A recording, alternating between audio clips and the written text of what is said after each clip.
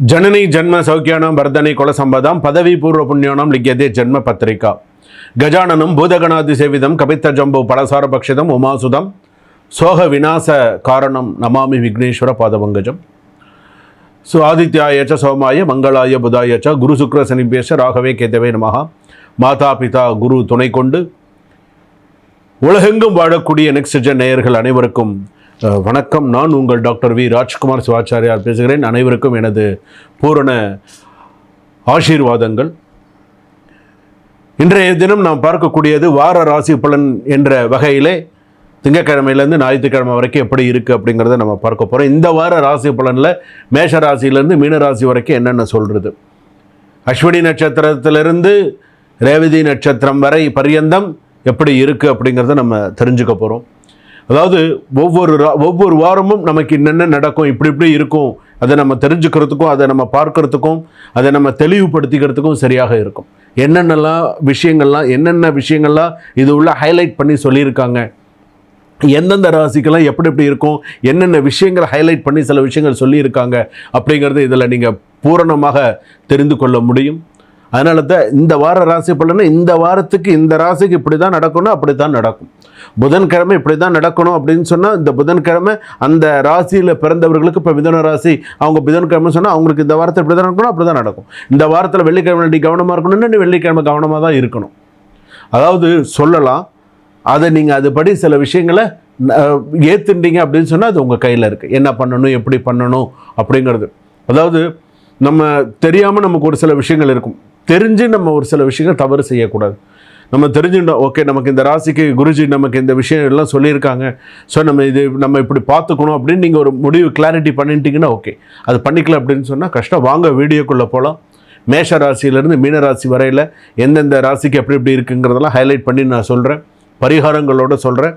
வாங்க வீடியோக்குள்ளே போகலாம். கடைசி வரைக்கும் ஸ்கிப் பண்ணாமல் பாருங்கள். மகர ராசி நேயர்களை, உங்களுக்கு நான் ஒரே ஒரு விஷயம் ஆரம்பத்திலே சொல்லிடுறேன். இந்த வாரம் உங்களுக்கு எப்படி இருக்கும் அப்படின்னு சொன்னால், உங்களுடைய ஒரு தவறான முடிவு உங்களுடைய முன்னேற்றத்தை, உங்களுடைய கெரியரை தாமதப்படுத்தும் அல்லது கஷ்டப்படுத்தும். கவனமாக இருங்க. இந்த வாரத்துக்கான பலன் அது. அதே போல் இந்த வாரம் உங்களுடைய வாழ்க்கையில் மிகப்பெரிய சில நல்ல மாற்றங்கள் வந்துமே பயன்படுத்திக்க முடியாத அளவுக்கு இருக்குது. கிட்ட நமக்கு சாதிக்க முடியலையே அப்படிங்கிற ஒரு மன வருத்தம் இருக்கும்.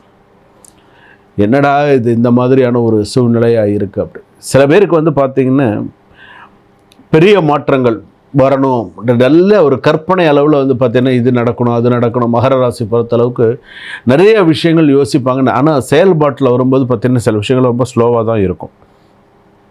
பணம், குடும்பம், சில விஷயத்துலலாம் ஓகேவாக தான் இருக்கும். இதில் பார்த்திங்கன்னா பாசிட்டிவ் ஆஸ்பெக்ட்ஸ் சொல்லுவோம்.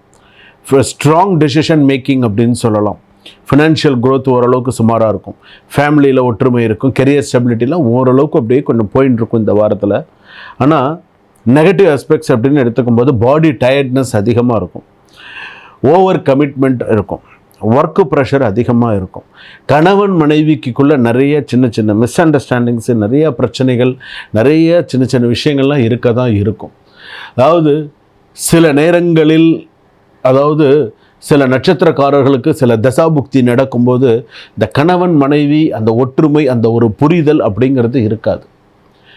கணவருக்கு என்ன தோணும் அப்படின்னு கேட்டால், மனைவியை பார்த்தா ஏண்டா அவ இன்னும் இருக்கா அப்படிங்கிற மாதிரி தோணும். மனைவியாக இருந்தாலும் வச்சுக்கோங்க, கணவர் இவர் என்னடா இவர் நம்ம சொல்கிறதையும் கேட்க மாட்டேங்கிறாரு, எந்த ஒரு விஷயத்துக்குமே ஒரு புரிதல் இல்லாமல் இருக்கே அப்படிங்கிற மாதிரி மனைவி ரொம்ப ஃபீல் பண்ணுவாங்க.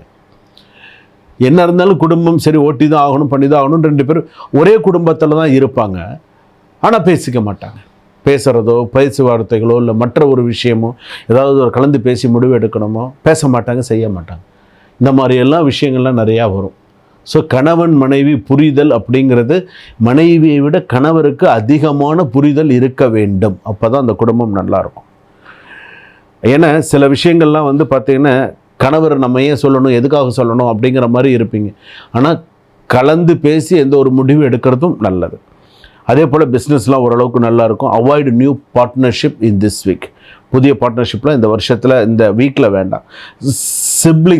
சிப்ளிங்ஸ்னால பார்த்திங்கன்னா ஸ்மால் டிஸ்அக்ரிமெண்ட் இருக்கலாம். ஸோ கவனமாக இருங்க.